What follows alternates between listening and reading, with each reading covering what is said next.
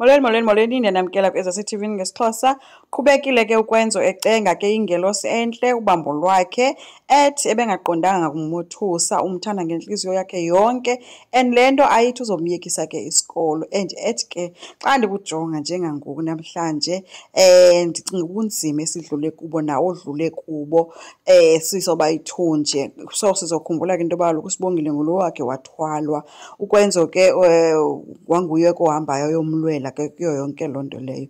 Uthi uthando ke lunqobile ke kule game ethi ndiyakucela ke mambambo undenze indoda emadodeni ube yinkosikazi yam. uSibongile ke oko ke embi ebusweni wabe ke sejonga ngakuyise ke caba ke wothuke kakhulu the xa ejonga kuyise ke wanqwalisa nje intloko caba umnika nje la approval yoba ke qhubeka vuma uba uyafuna. Wabe sevuma ke guys ke uSibongile ke wabe sekwenzeka semfaka ke ring yakhe. Hayi ke kwaba nguweye ke ngoku kukekizelwa kumnandi wamfaka iring yakhe wabe sesina ke ukwenzo celebrate ke nabanye abafana. So uvumile ke uSibush ukuba abe nguye ke oMrs Mbambo. KwaDlamini uPhetheni ke nonjengayo kulate kubi ke guys ekamereni kuthethwa ngento ye-divorce and uPhetheni uthi yena ngeke akwazi into bathi ngoku sebebadala kangaka babe bebhizi bethetha ngento ne-divorce. Yena le nto le-divorce uzoyilwa. Unjengayo uthe kulungile yena kangendawo kodwa ke uyamcenga ngento yoba asave i-energy le yakhe for i-court because njengangoku yena uyaphuma kuyakhe kho nto izophinda ilungiseke kuyo yonke le nto. Eqhubeka ke guys nokukhalaza ke unjengayo into yoba kodwa Phetheni sowungathi ndiyeke ndikhulise umntana ndimthande ndibe mazi uba ngowam kanti wena uyayazi uba ayinguwam lo mntana. Phetheni ubuso bakhe ke bebungekho sure noba unjengaye wazi kangakanani. Wabe setshilo ke unjengayo uba ndisifumene ii-results so yonke into ndiyayazi ukwenzo ayinoba ayinguwam. Qha umbuzo endinawo kukuba ngubani oyiseka kwenzo njengangoku. Phetheni guys bumbona uba ulost ewe beyazi into yoba kungenzeka umntana engenzeka uba ingowakhe kodwa bengekho sure bethanazela into yoba kuthiwe ayikho loo nto umntwana ngokanjengaye. But ke kwenzekile ke results saphuma sithi ayingowakhe. Kwelinye icala ke uVusi ke guys uthi akalalanga uvele wadicide into yoba ebusuku makasebenze. Ugcina ke uthe uyamthemba kuba kulo msebenzi bewenza enye yezinto ebezenza ke yile mission yabo bebhizi nento ye-pension fund. Akadikwa ke guys uVusi ethi ke into exesha layo wena inye yimali qha. Mna ndisandokwazi ukuba apha kulo mzi ndilive ezandlebe.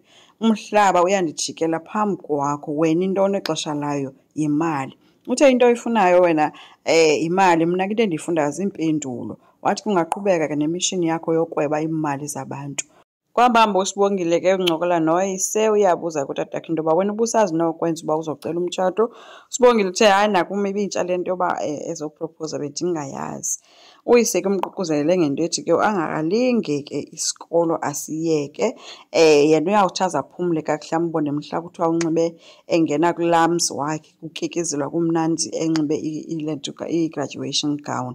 uSibongile umthembisile ke uyise uba leyo into izokwenzeka soze asiyeke ke isikolo notatakhe ucelile into yoba amthembise uba imfundo yona soze ayiyeke uyohlala eqhubeka njalo. Wathi uSibongile uyavuma. uPhetheni ke guys uhambe wogalela kuNomfundo ke iindaba zakhe ke emxelela ngonjengayo omtreata ngendlela ethile. uNomfundo umbuze uba ke wayethuleleni nento engaka ixesha elingaka.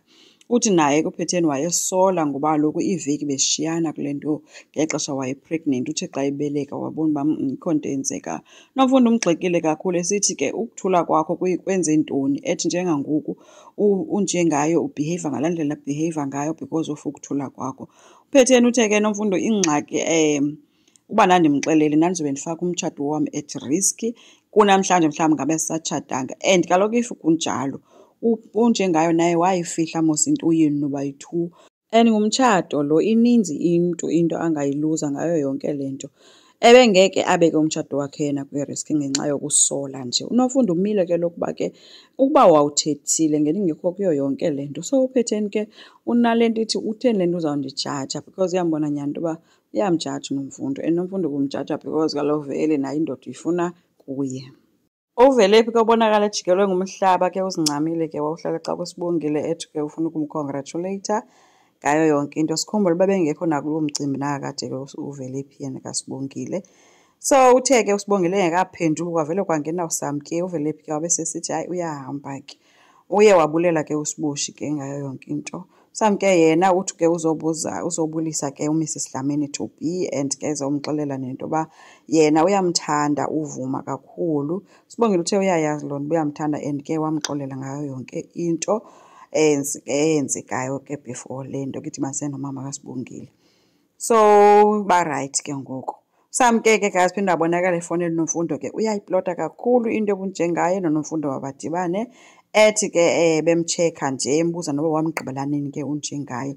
noMfundo ke utshilo into yoba no ndimgqibele kudala uthetha naye kodwa umuntu ebendisandothetha naye apha kuphetheni. Wabe setwela ke guys ke uNomfundo ke ngazo zonke ke indaba ke nento ba uKwenzo akanguye umntana kanjengaye. At you yayazi into yoba uPhetheni ngexesha kwakuvela into kaBoyboy yayingathi u-innocent ngayona ndlela kanti ubulile uthi xixoki lo mfazi lona.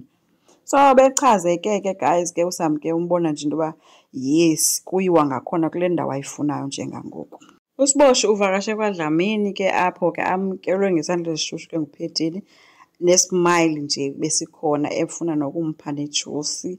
uKwenzo kuye wancathama ngodonga ke because uyayazi uba umamakhe akamthandisisi uSibongile kodwa naye wothuka ke indlela ke amamkele ngayo ke wabe uSibongile ke bonga ke ngejuice. But ke kwafika ke ngoku abasebenzi bethi gqibe gijima bethi bezocongratulate ke uSibongile kwamnandi kwanjeya. Late ke guys uVusi uhlulekile kukugcina into usihlegijima ubheke ezantsi apha ufike khona abazali sebedeka itafile bezotya. Wabe ehamba ekhwaza esithi gcina ndiyeke ndifuna ukwazi into yoba aba bantu ixesha engakanani besazi into yoba mna andingowakwaDlamini. So abazali bavele bayana ngamehlo ke fika esithi mama nawe tata ndidinga impendulo njengangoku. Sikhumbule kube kukhona abasebenzi kukhona nowentsini. Khange kwakwazi ukuphendula ke okwangoku. Enkosi ngicela siqhubeke subscribe silike singakhomenta futhi bye.